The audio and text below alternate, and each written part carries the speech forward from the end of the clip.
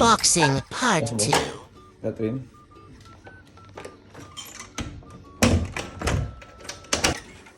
Ano yan? Ano to?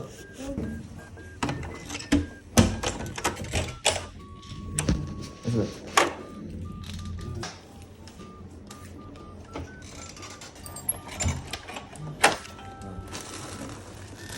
How much this one?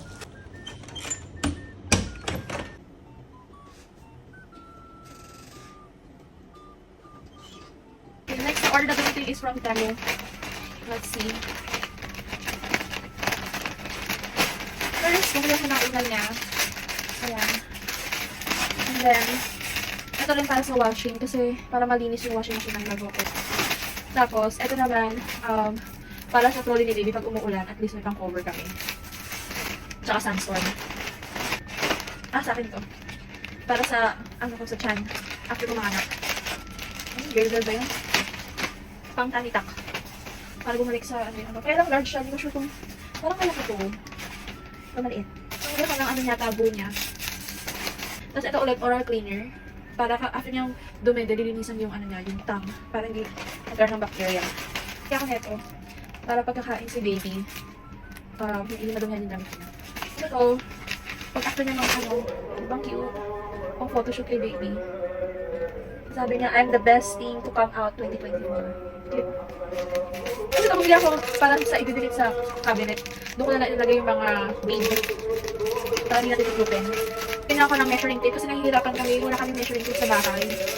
Eh kung may mga bibilhin kami mga cabinet, hindi naman alam paano yung sukat. Dito lang naman siya. Nasa 150 pesos lang yata. Ito para sa wheels naman yung baby. Sa wheels. Ng trolley. Para hindi madumihan. Or ito yung large. Ay, ito pala. Para rin sa trolley ni baby. Hindi ko kasi alam na may kasama na parang ganito na mesh. Para hindi mapasukan ng mga insekto. Yung net ba? So, rin yan. Extra na lang yan.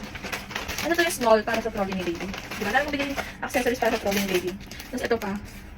Yung file. Tapos trimmer. Kasi natatakot akong gumamit ng nail cutter. So, bumili ako nito. Ito yung mga recommended ng mga mother. Para madali siyang ma-trim yung nails. Kasi bukod pa doon, may mga kasama na siyang mga iba't ibang klaseng file. And ito rin, pangkuha ng hair naman sa washing. Ito naman, washcloth sa baby. Tapos mamili rin ako ng laruan para kay baby. Kasi maganda daw to para sa visual niya. Sensory, ganyan.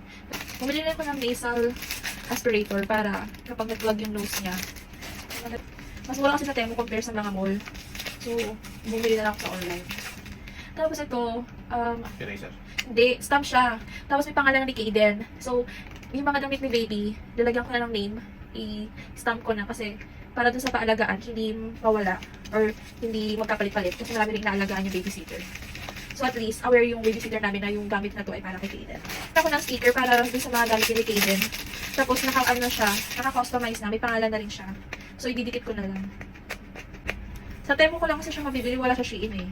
So, yan ang cute. Palagay Kaden. Waterproof na rin siya. Waterproof na rin siya. So, sa mga bottles ni Kaden, or yung mga iba pa, ayan. Parang 120 pieces yata siya, or 60 pieces yung order. Para sa, sa mga kanto ng mga cabinet namin. Para safe kay baby, hindi siya mauunod. Tapos, ito, bumili rin ako, kasi pang sticker doon sa mga jar namin.